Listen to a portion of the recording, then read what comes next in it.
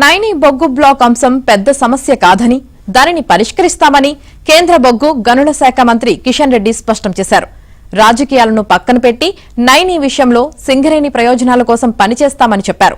నైని టెండర్లకు సంబంధించి ఇప్పటికే దర్యాప్తు కమిటీ వేయగా ఢిల్లీకి వెళ్లిన అనంతరం ఆ నివేదికను పరిశీలిస్తామన్నారు. నిన్న ఆయన కొత్తగూడెం కోల్ బెల్ట్లో పర్యటించారు. రుద్రంపూర్లోని పీవీకే-5 ఇంక్లైన్ గనిని సందర్శించి కార్మికులతో మాట్లాడారు.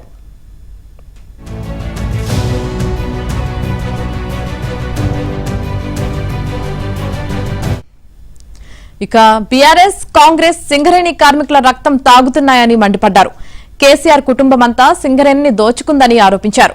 బ్యాంకుల నుంచి అప్పు తెచ్చి కార్మికులకు జీతాలిచ్చే పరిస్థితికి కేసీఆర్ అవినీతి పాలనే కారణమని విమర్శించారు.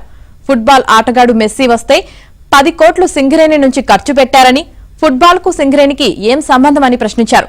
సంస్థకు చెందిన 51 కోట్లను ప్రభుత్వం వాడుకొని తిరిగి ఇవ్వకపోవడంతో సింగరేణి ఆర్థిక సంక్షోభంలోకి వెళ్లిందన్నారు.